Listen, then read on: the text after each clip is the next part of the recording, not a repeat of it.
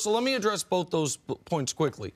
One is about as long as he performs in May and June, then the regular season won't matter. And I think that's mostly correct. The problem for the Clippers is going into the year, we knew there were 5 outstanding teams in the Western Conference. The Lakers, the Clippers, the Nuggets, who were the 2 seed last year, the Houston Rockets, who add Russ in place of Chris Paul, and the Jazz, who might have had the best offseason of anyone, not including the teams that added superstars. Adding Conley, adding Boyan, adding Jeff Green. Right, and so their starting 5, even though Conley didn't play well to start the year, is out. One of those teams is done after the first round. So the importance of getting a top 3 seed going into the year, I thought was incredibly high. I'm now going to say the importance of getting a top 2 seed, because that 6 seed's going to be the Dallas Mavericks. And the Dallas Mavericks are not going to beat whoever the 3 seed is, but they might have the best player on the court come the playoffs in Luka Doncic. So are the Clippers, by the time they get to the Lakers or the Rockets in the playoffs, if they get there, having probably started the playoffs on the road, if Kawhi's going to play 60-some games, are they going to have expended too much? And the other point is this, because I think the biggest reason people would like the Clippers over the Rockets is, well, Kawhi Leonard in the playoffs versus James Harden in the playoffs. Show Kawhi. Kawhi won Finals MVP last year, right? That's him against the Golden State Warriors. Now, it was a lesser version of the Golden State Warriors with the Warriors. That's a hell of a line.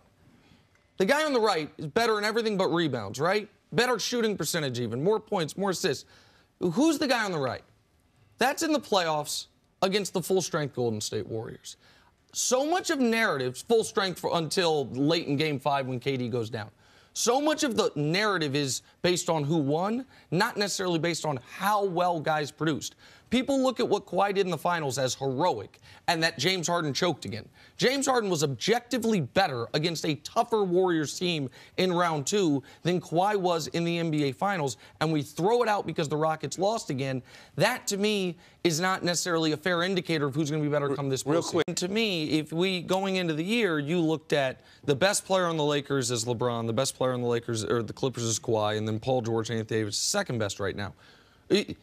You got a major problem if you're the Clippers, because right now the Lakers' second best guy, Anthony Davis, is playing better, way better than your best guy is supposed to be. So if this were a 2-on-2 pickup, the first 2 picks would be LeBron and Anthony Davis. And so before you got to, and right now, and again, maybe he is hurt.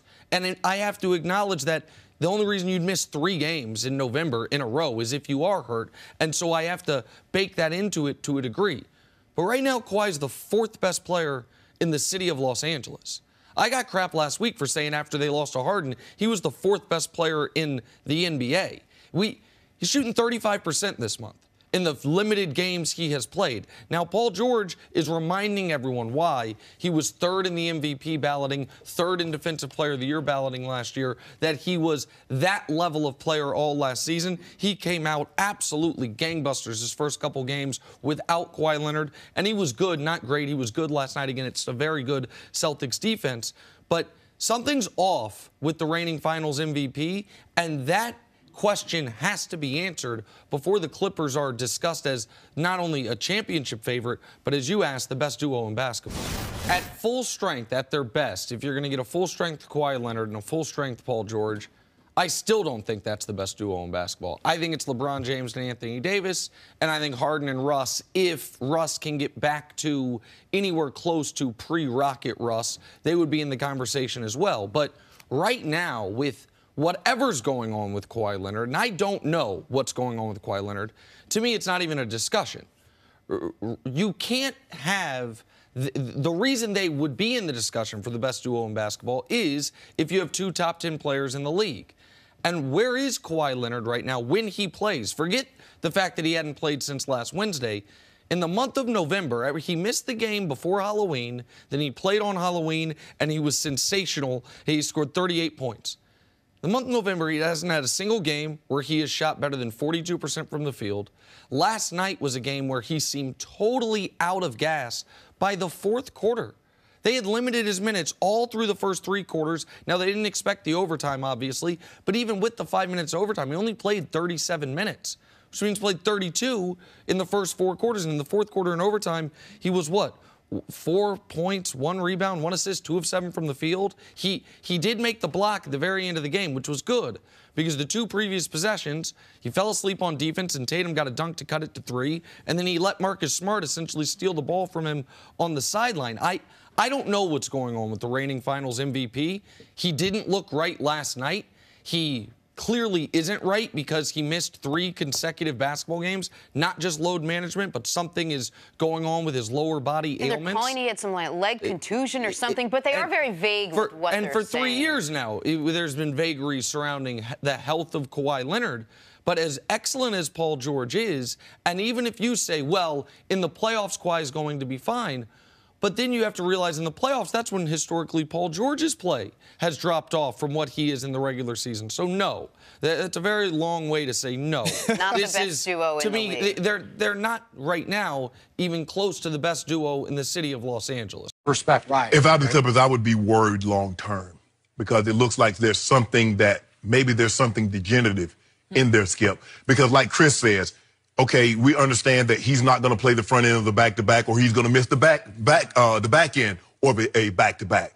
But to miss the beginning and the middle and the end, so it's 3 straight. After, like Chris said, the time that he took off last year, he didn't. There was no, he didn't play in the Worlds. He didn't do any of that. And here we are again, nursing these injuries. Is this something that's long-term? That, okay, they could, he signed a 3-year deal, win a championship in the first 3 years. But is he going to have a 13, 14, 15-year career skip? It doesn't look like that. I just don't see that. And even with load management, he's missing time. He's missed a third of the games already. So appreciate you being here. So when you look at the Lakers, David, do they look like a championship team to you? Oh, yeah. First of all, I mean, a healthy LeBron on any team is a championship caliber team, in my opinion. But yeah, with AD and then some of the other guys who are comfortable and figuring things out for themselves, they're gonna be tough to beat. So what was the difference in Miami LeBron versus what you saw from Cleveland LeBron? The teams I was on. Yeah. In Indy we were a younger team, scrappy. We had an identity. And we could never reach the level that that group in Miami could get you to, pushed them pretty hard. hard. We pushed them, but it was just that next step that you have to get to win. And he could get there, get any group there. Obviously in Golden State we had the talent and those guys who knew how to get there. And that's the only where you can, the only place you can beat him is up here. I told you this day was coming. I foretold of this. You did. I foretold of this. You predicted he was going to win MVP. Was he your preseason pick? AD. Thank you. I foretold that LeBron was going to have an unbelievable season. True. Now, I said he would be skipped somewhere between 23 and 25 points.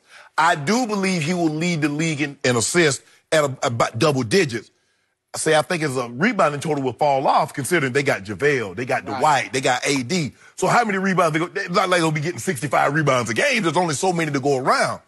But still right now, he's the best player. Or the best team with the best record. Isn't that how it normally goes? So I like it. 67.23%. LeBron James wins the MVP. You said 3-2. 3-2? It's already dropping.